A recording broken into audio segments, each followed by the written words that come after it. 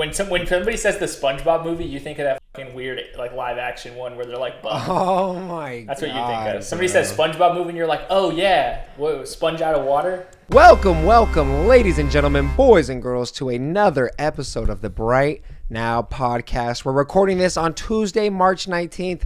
My name is Dash, and I am the Dasani to my Arrowhead, the Trail 3 god. TJ, how are we doing today, brother, and what are we talking about?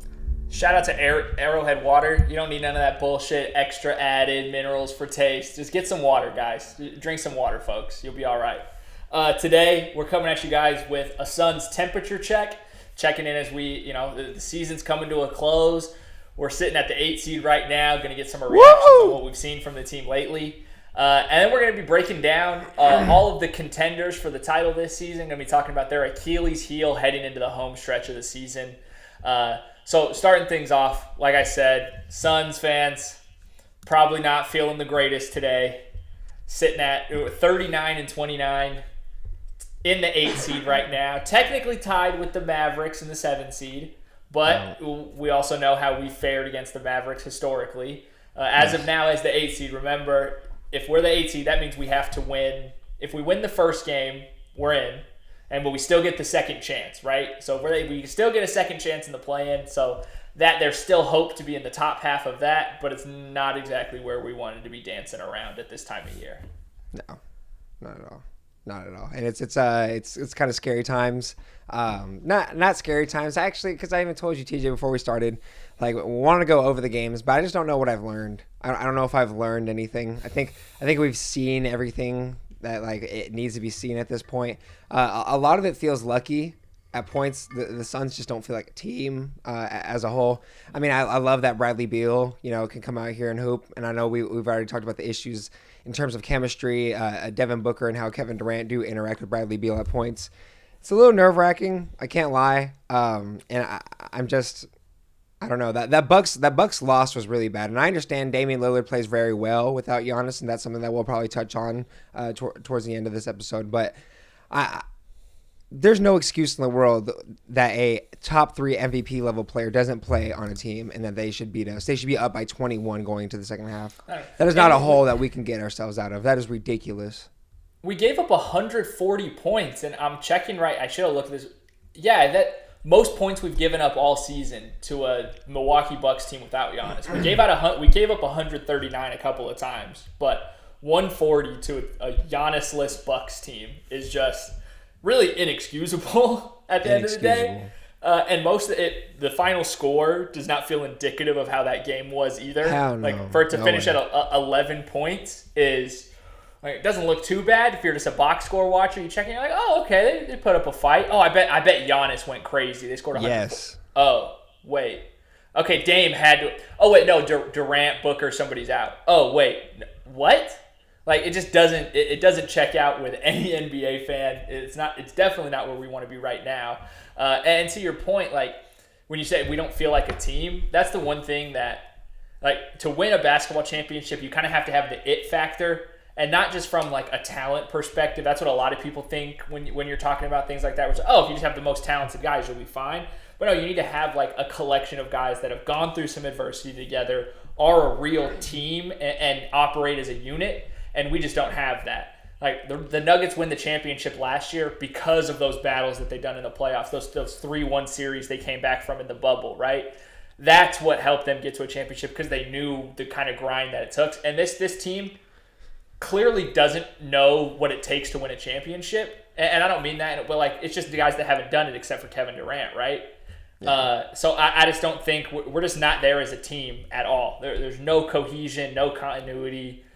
Vogel is still playing with lineups all over the place, and we have we have 14 games left this season. It's gonna fly by. It's gonna fly. Yeah, it's bad. It's bad.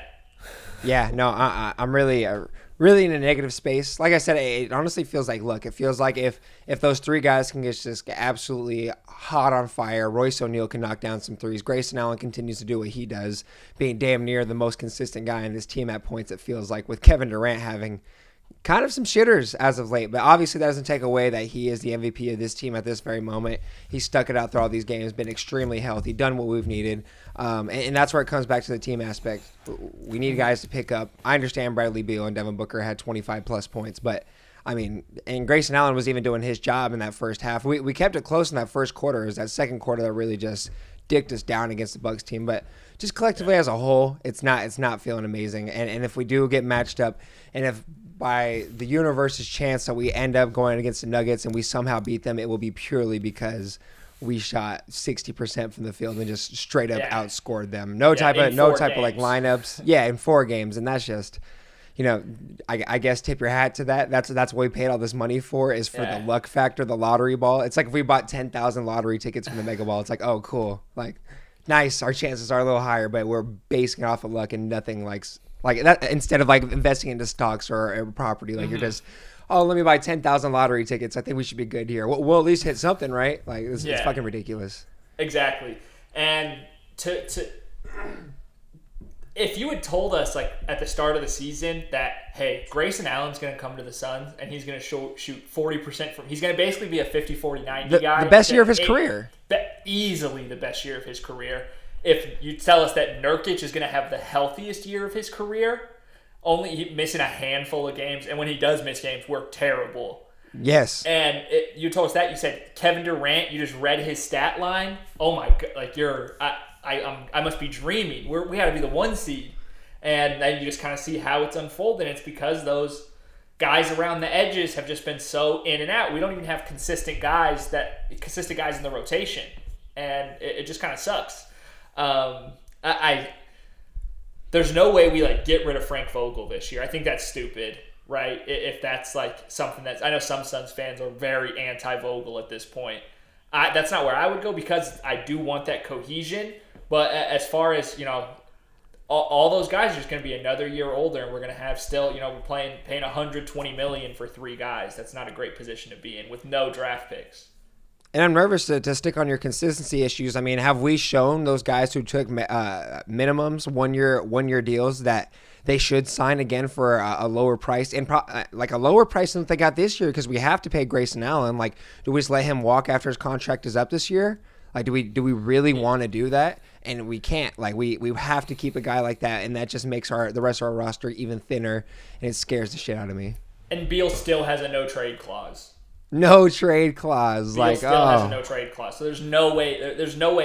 There's no way out. Utah, do you want something? Do you want something for them? Well, I'll take it. Fuck it, I'll take John Collins even after the concussion. Fuck it, I'll take it. I wish we had John Collins on this team. God damn.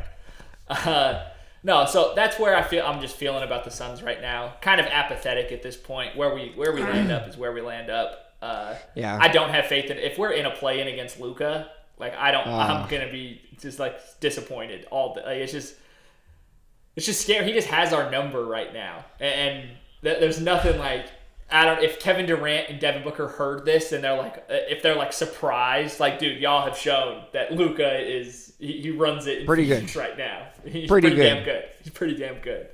Pretty good. Thank goodness that I want to say thank goodness that we have a little, like, we still have 14 games left to do something. But I mean, honest to God, TJ, I mean, those 9th and 10th seeds in the Warriors and Lakers, like, they could slowly creep up. And if there's a world where we just absolutely fall flat on these games that are huge, and they're not the easiest ones, we've talked about it over and over again, we still got some tough ones coming up on the list. There's just no room for error. There hasn't been room for error in the past 2 weeks, and we have not acted like it. If we don't, we have to win our next 4 games. We have the Sixers, Hawks, and then 2 against the Spurs, and then after that, it's only playoff teams.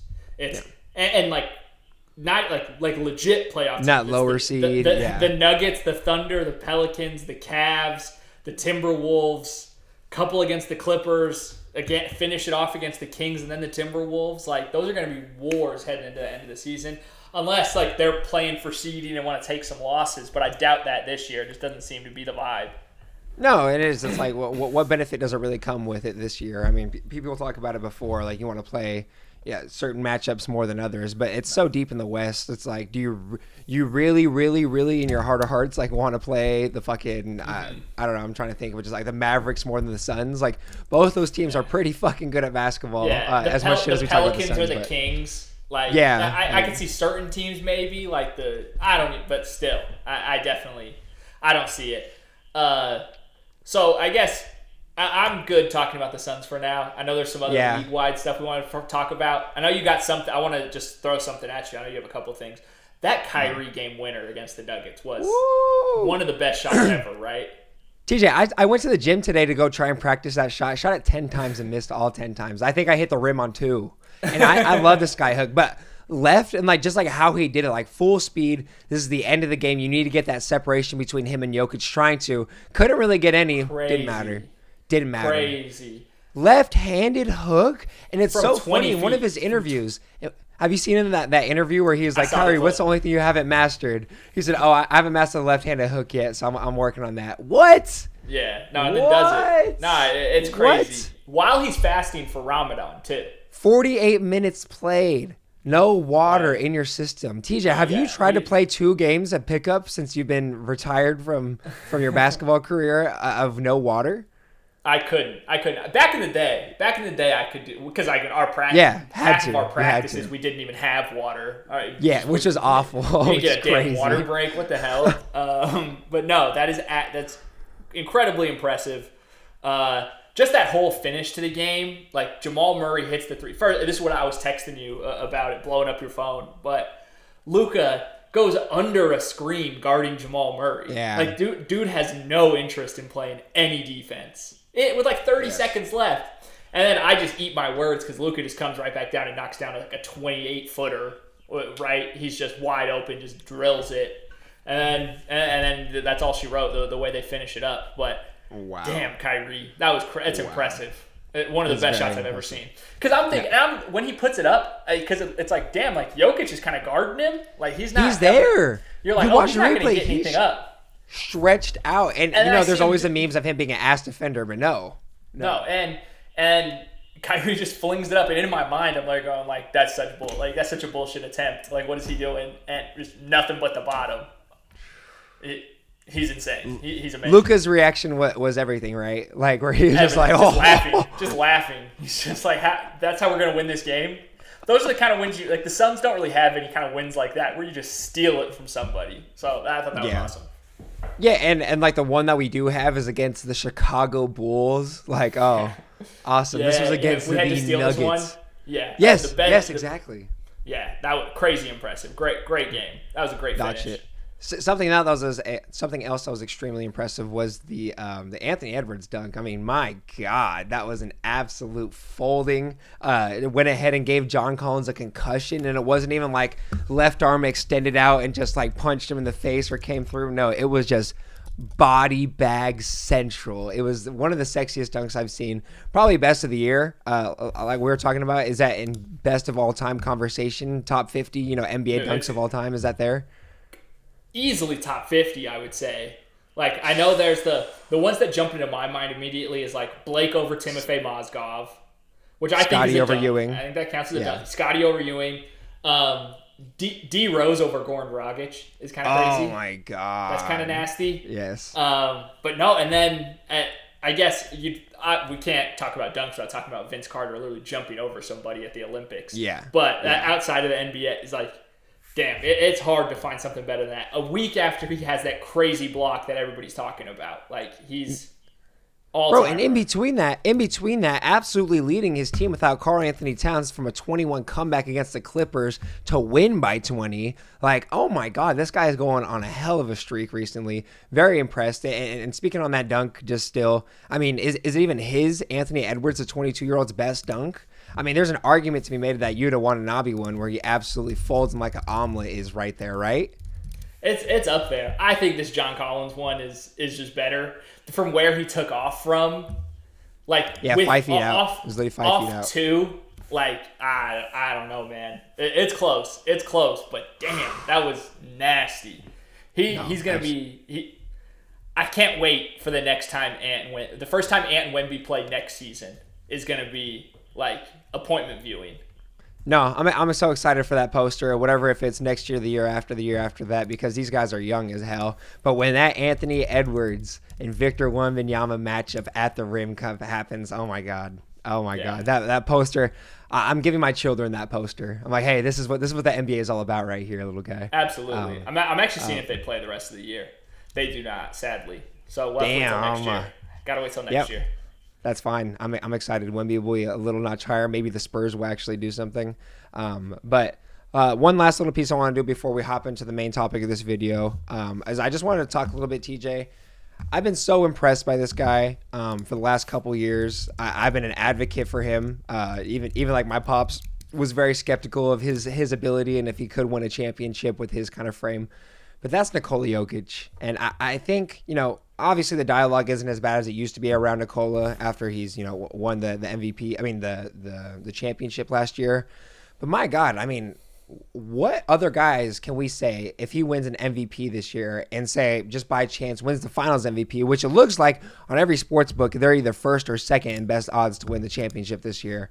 But where does that put him? Because obviously he's getting that finals MVP, and just going off of strictly MVPs alone. The only guys who have 3 or more MVPs is your GOAT, Kareem, Michael Jordan, and Bill Russell with 5, LeBron and Wilt with 4, and then he'd be joining Bird, Magic, and Moses Malone with 3 himself. And he's like that list, he'll be the 9th player in NBA history to have 3 or more MVPs. And then with the Nuggets, like I said, having the second best odds, and he'd obviously be the finals MVP unless Murray averages 40 and 20.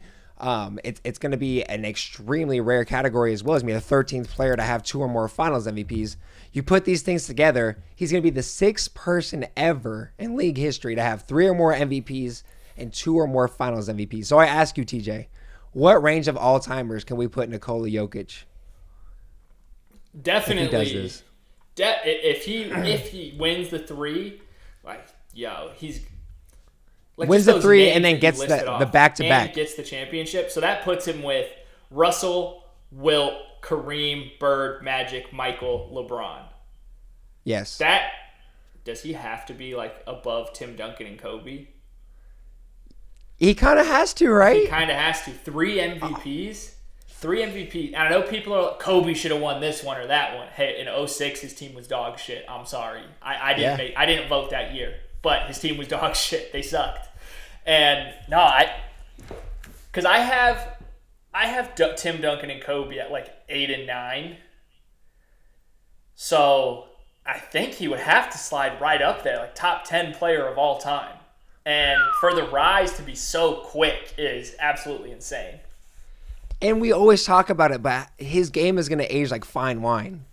The only thing that the reason that you wouldn't think that is maybe he's just going to get bored of playing basketball after a certain point and just be like, yeah, I'm just going to retire early. That can very well. No, not at all. He's given us a gift. Wow. Yeah, no, it's insane. And so is he already better than Hakeem in your opinion? No, damn. Hakeem's 2 chips is 2 chips are crazy, plus the defensive player of the year. Yeah.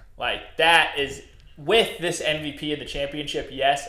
As of right now, no. I still have Hakeem. Okay. I think the resume speaks for itself. No. Hakeem's at 10 or 11 for me.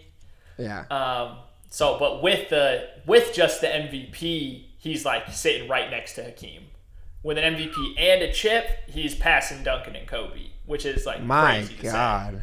It's just crazy. He'll be 29 or 28 by the time that the finals are over? Yeah, right. Yeah, I think so. I think he'll be TJ. This is absurd. Yeah. What? And then if they can find and Jamal Murray's not old either. I'm almost positive Jamal Murray's 26 or 27 right now.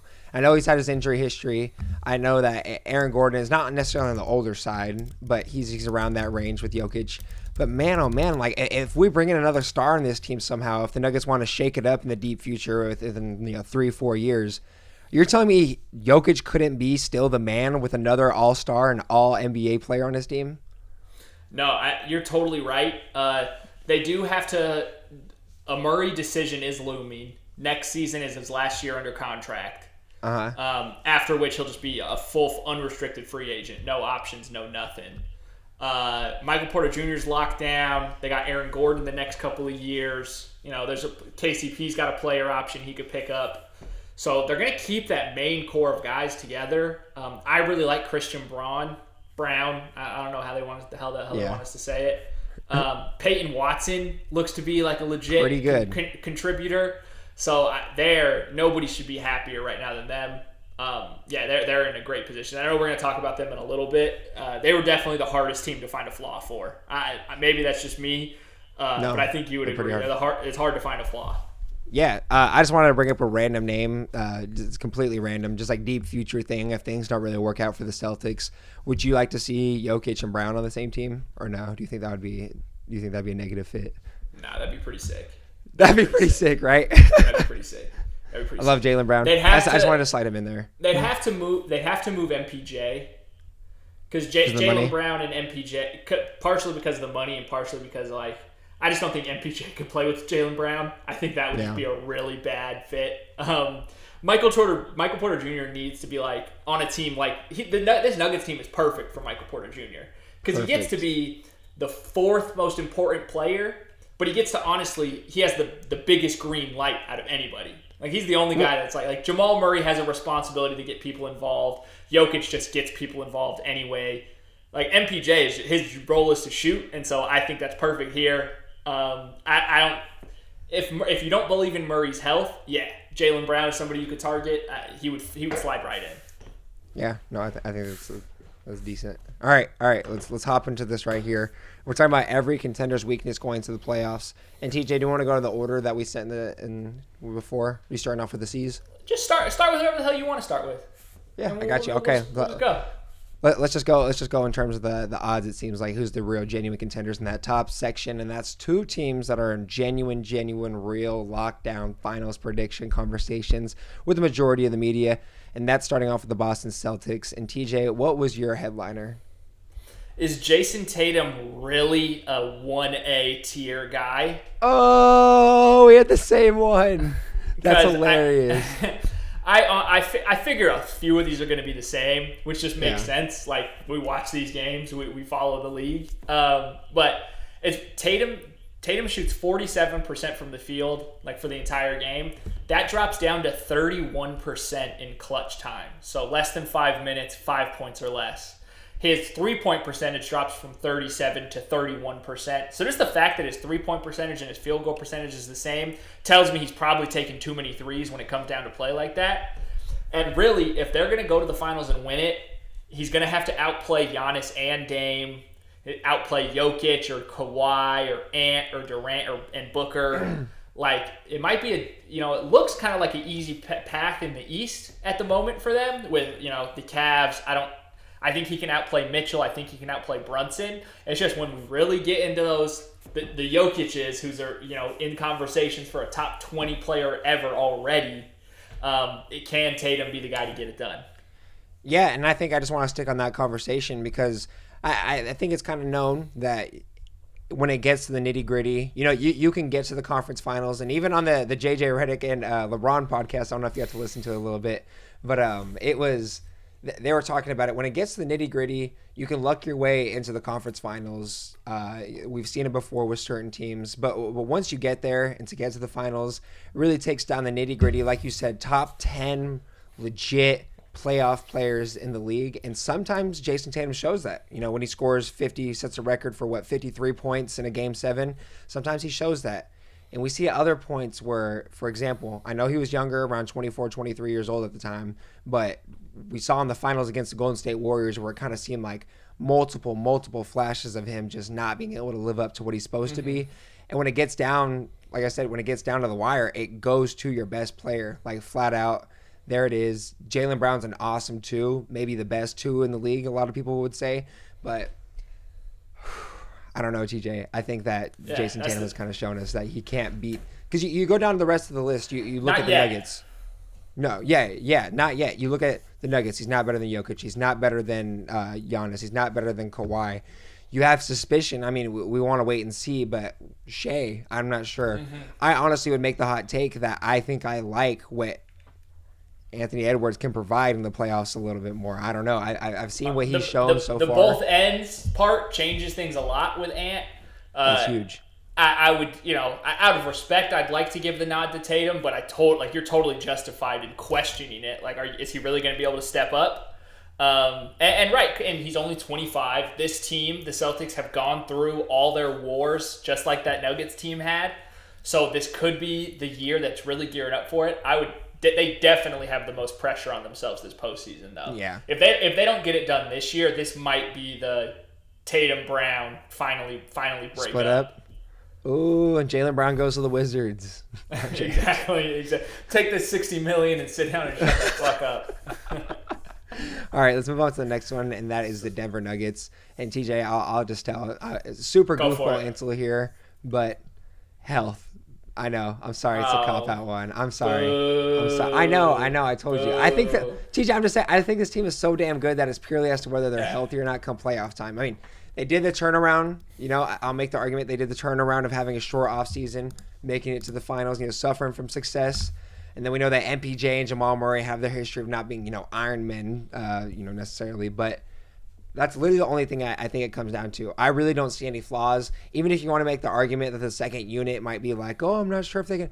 We already saw it in the playoffs. Coach Malone has no issue throwing in his guys that he feels like can handle the fire, such as Christian Braun last year. You already know KCP. KCP's underratedly one of the most clutch players. He's obviously not in that Robert Horry, atmosphere, but like I feel like you look at the 2020 Lakers, he was an essential part, just flat out. Absolutely. If you look at that last run last year, he was knocking down every wide open three he had and playing good defense, it felt like. So I don't know. Really, I believe in this team a lot. KCP really turned his career around. Because he came into the league and remember he was on house arrest at that one point in time. Yes, he had the ankle bracelet. And he's just acted kind of just feels like an immature dude, and then to turn it around and really be like a championship cornerstone on two championship teams.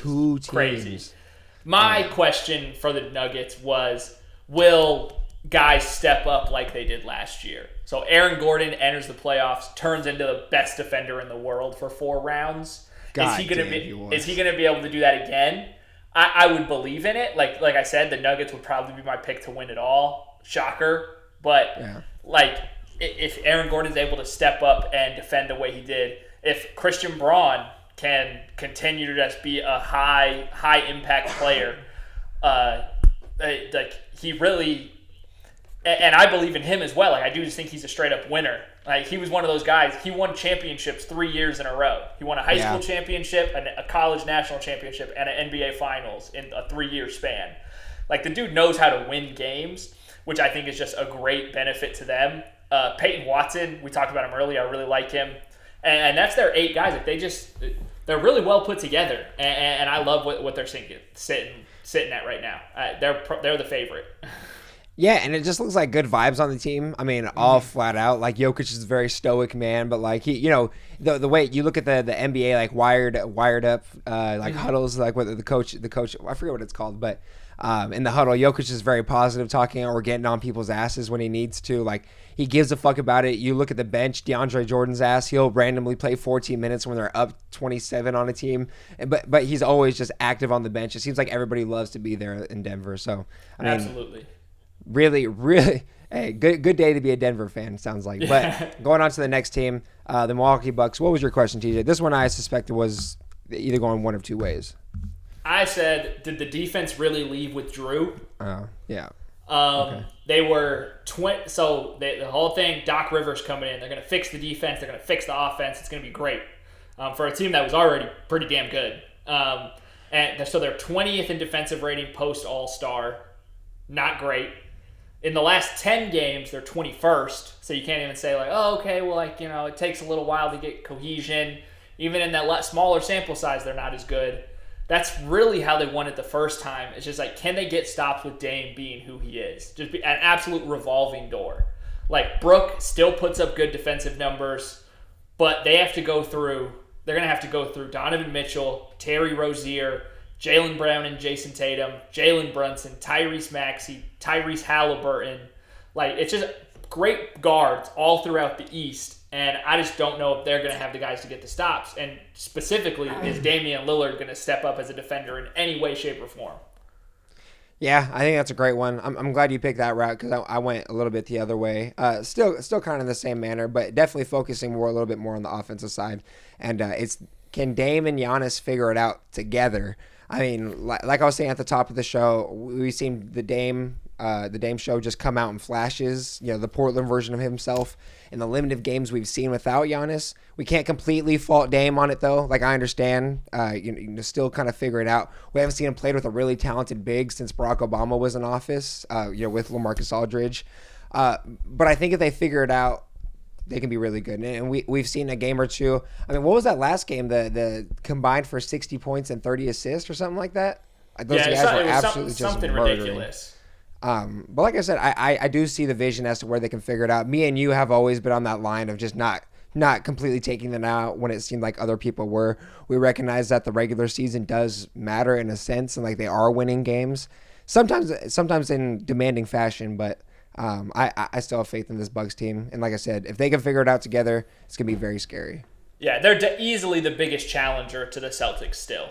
I don't think there's any debate. Like genuine. With Embiid being out, like it's going to be – Milwaukee's the only one that I think can really put them away in the East. And we like Darius Garland and Donovan Mitchell as much as the next guy, but we don't think that they're like going to be genuine stoppers of that team. No, not at all. Right. So let's move on to OKC, and I said it feels too good to be true. I mean, we know the lack of playoff experience of this team, yes, but what about the fact they didn't do anything to address the lack of the big man depth that we talked about behind Chet Holmgren? And I was pondering that question, but to be honest, TJ, they've beat teams pretty convincingly that have like large bigs. I mean, 3 out of the 4 games against Jokic and the Nuggets, they won. 2 convincing wins over the hefty-ass Bosnian beast, which is Nurkic and the Suns. I mean, 2 out of the 3 wins that they had against Alperen Şengün and the Rockets, it's just, I don't know. On paper, it should be a huge issue, but the wins columns would suggest otherwise. What do you think about that? No, I like where you're going with it, and I get that point where they have really proven that they can beat teams of size, but I think going into the playoffs, like my point here was that they're just too little. I think that is still going to come back to bite them in the ass. Like Chet's the man, SGA's the man, J-Dub is the man. It's just they don't have enough bodies to throw at specifically Jokic. Like that's the question: is can they beat the Denver Nuggets in 4 times, right? And the other team, like definitely more confidence with them against any other team in the West. It's just I just think they're too small, and you can say that in the regular season they had good records against these teams. It's a different brand of basketball. I know they've changed the officiating in the last few weeks, but in a lot of those games it was, a free throw-a-thon. And I worry about them going into the playoffs when you're just playing the same team and it's just a grind. Yeah, no, I feel you. And traditionally there are lower scoring games in the playoffs, a lot more, half-court offense. But like that's what I'm saying, and it goes to the half-court offense. I feel like that's almost where Shea's at his best. I mean, just absolutely breaking down defense, set defenses over and over. And so like I said, it feels too good to be true moment because I mean, by all the metrics being top 5 in offensive rating and defensive rating and net rating, I mean, that's usually the recipe for success of a good team. I mean, and with all these guys being 26 years old or younger, it's just like. It really just feels too good to be true, almost Cinderella story-ish. But, I mean, They've proven it over and over again. So, we'll see, man. We'll see. And then going into the second to last team, we have the T-Wolves. And what was your statement, TJ? Because I had one. I feel like ours might be similar. Can they score enough? Oh, okay. They're 18th in offensive rating this year. In the last 40 years, every champ besides, I think there were 3 exceptions to this, but in the last, every champ is either top 4 in either offense, defense, or both. So right now we know that they have the best defensive rating. Like I said, 18th in offensive rating. That puts them with the likes of the 04 Pistons, who were 18th, and the 94 Rockets, who were 15th. So there is a pathway to be done. It's just very, very rare. Like everyone knows how crazy that 04 Pistons run is. And hey, that team had a 4-time Defensive Player of the Year. Rudy Gobert, this would be his 4th, right? If he wins it this year. Yeah, this would be his 4th if he wins it. As Victor Wembanyama said he deserves. It kind of follows that recipe. But that's the question: is when it comes to the half court, if Cat's healthy or if he's not, can they just put up enough points to win, a best of 7 series? No, I definitely understand it, and I guess my point is almost a response to that, and is Cat coming back? And this is not in a traditional sense, TJ. No, I don't think you're following me here. I honestly think that your theory that you've provided for me before, the Ewing theory, they look a little better without Cat. I mean, it's kind of coming true. It looks like their offensive rating has been a few notches higher since his injury, and is like just truly exhibiting everything that he can offer.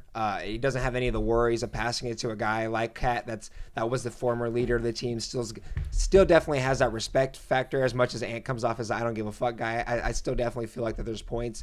Even in that game when he was on pace to score 80, he was definitely one of those guys that was continually passing him the ball. So he still has that. And I know it's a small sample size, but they've won. They've been 3-1, since he's been hurt. Call me crazy. It might just be, something small, but it also might be more detrimental to bring back a 75% Cat rather than just to not have him at all. No, that's very spicy. I'm loving it.